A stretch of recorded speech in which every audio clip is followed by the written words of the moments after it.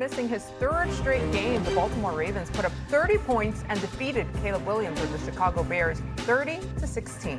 Baltimore's win snaps a 4-game losing streak and puts an end to Chicago's 4-game winning streak. All right, Peter, I'm going to start with you here because are you more encouraged by what you saw from the Ravens, or are the Bears just being discouraging here? Yeah, look, it was a terrible day for the Bears, but I think if you really looked closely, there was a semblance of something that we used to come accustomed to and used to expect. I think I saw a Ravens defense yesterday.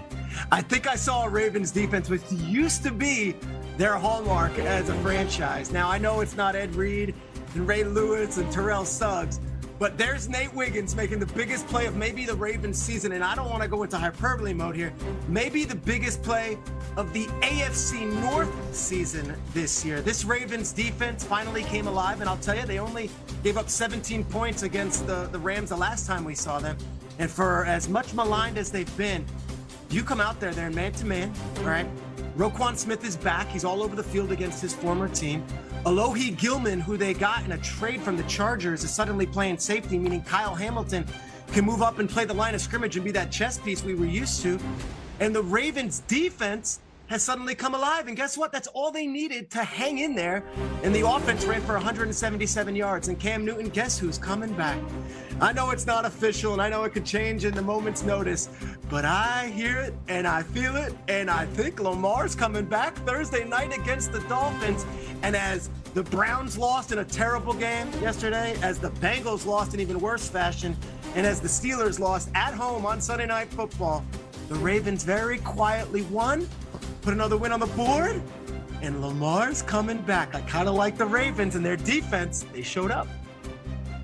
I'm good, and I'm ready. Peter, it just hit me. Peter Leonardo, I like where you at, brother. And I'm going to tell you why.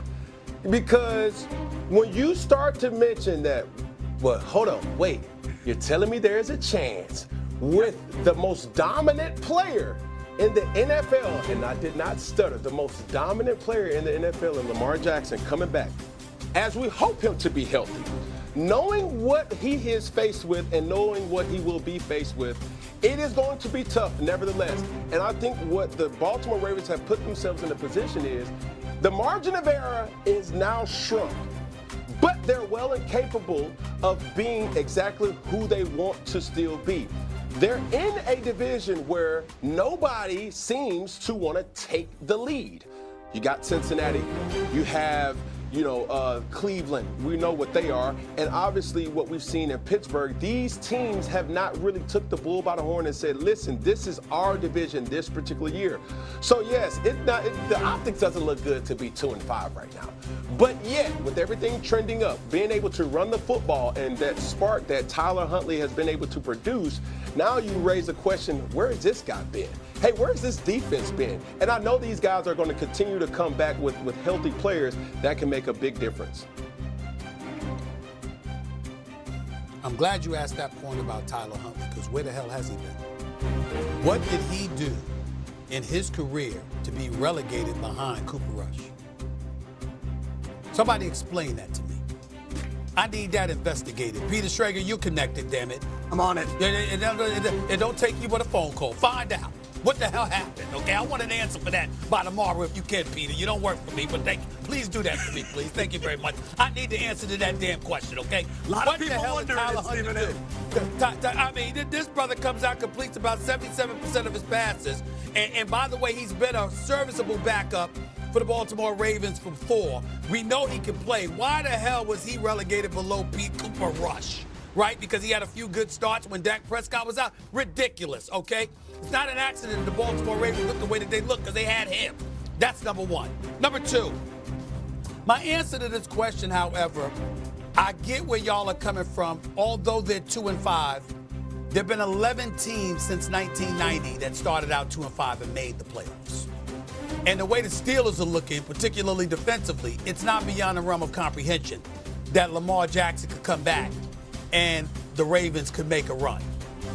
Having said that, I find myself, although very encouraged by the possibility of Lamar Jackson ultimately ascending the Ravens to the playoff picture, I'm incredibly discouraged by the Chicago Bears.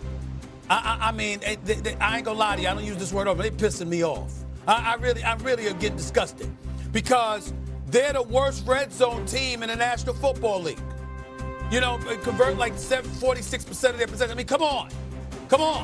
I mean, the only reason they won the games they won when they went 4 straight is because they were opportunistic, Peter and Cam. They had about 15 takeaways.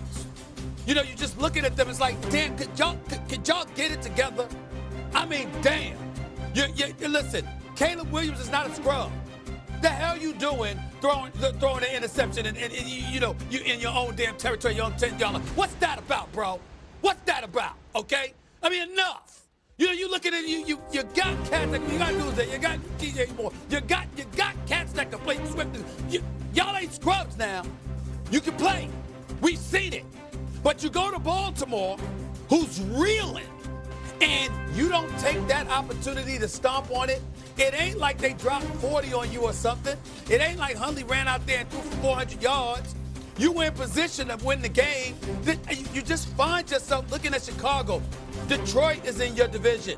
Green Bay is in your division. If there is a team in the National Football League that should play every week with urgency, it is them.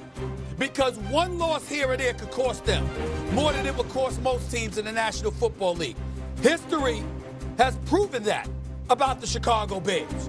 But somehow, some way, no matter how much they get talent-wise, it's one stupid, ill-advised mistake after another at the most inopportune times. I believe in the Chicago Bears talent. I believe in their coach. I believe in their management. You understand? From Kevin Warren on down. I believe in these brothers. But I see them and they're right there, and then you're just waiting for the mess up. You're just waiting for it. And I'm sick and tired of having that attitude about them, and I'm sick and tired of them making naysayers out to be prophets. Get it together, damn it. Get it together. Maybe the greatest indictment yesterday was the Ravens had a 4th down and short, and it's a close game in the second half, and John Harbaugh takes the penalty, punts the ball away, and says, no. We'll trust our defense, which has been horrible all season, because we know the Bears can't move the ball on us. And like you said, Caleb Williams threw a terrible pick in their own end zone, and then, of course, Nate Wiggins intercepts it, and that's all she wrote. It was basically the Ravens saying, come on, Caleb, come beat us, and he wasn't up for that. And that's why you can't mention him now with the Jaden Daniels of the world and other people just yet because of these damn mistakes. Yep, that's the problem with expectations. We set them a little too high sometimes, and here we are. All right, the Pats look like they are back, but Bills Mafia could be saying, not so fast. Which team will take the AFC East crown? Wemby had an amazing sequence against the Nets that Stephen A. can't wait to react to. Don't miss what he has to say about that. Come on, 7'5" and growing.